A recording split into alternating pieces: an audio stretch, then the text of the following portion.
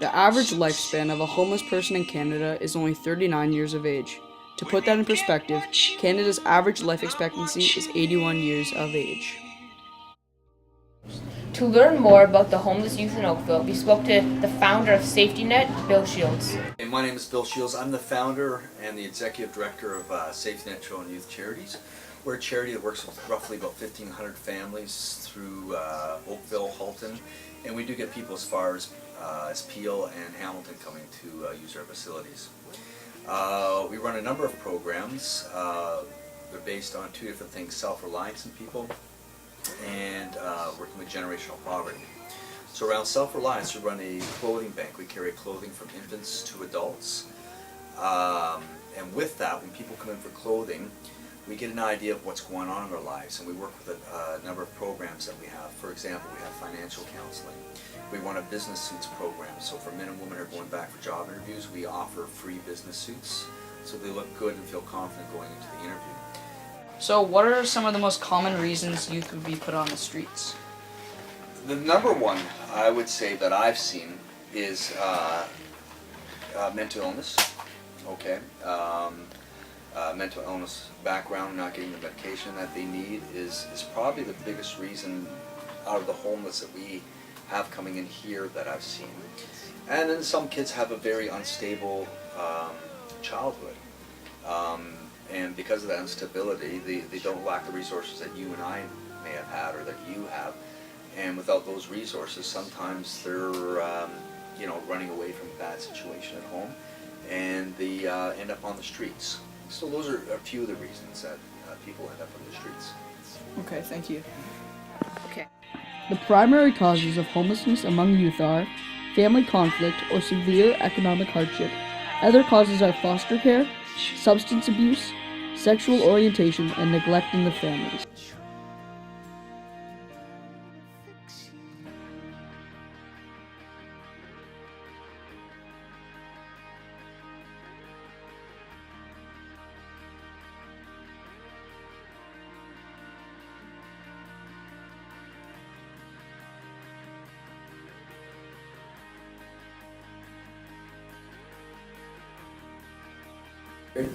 I'm Scott, and we are volunteers in the after-school program at Curse Street Ministries.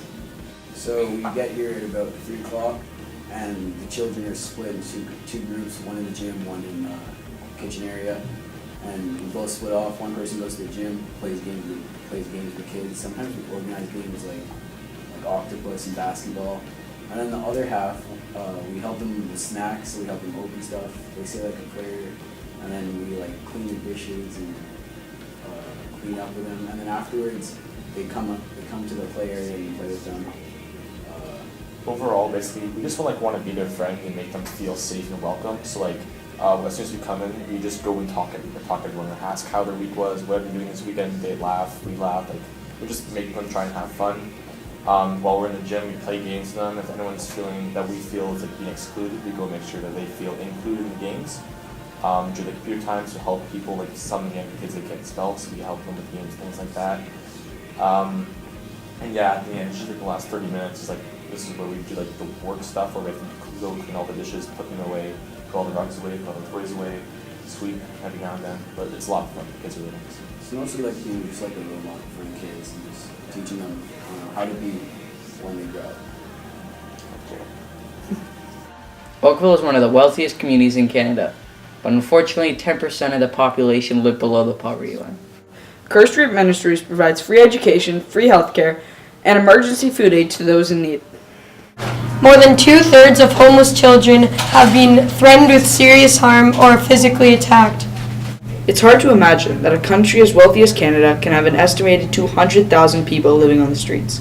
It's even harder to accept that 20,000 of those are youth. What's your most memorable experience working with people on the streets? I think one of them was we had a young girl who was caught up in prostitution, and one night she called. She was in Hamilton, and she called and she needed help. So I went to pick her up and get her off and out of the environment she was in. So we were driving back, and I guess I was taking her back to where she was staying, and she had dozed off. And I remember seeing this kid who was forced to do different things no one would want to do. And on the radio, I had the radio playing full blast, and it was a song by the Beach Boys, which was before your guys' time. It was called Wouldn't It Be Nice?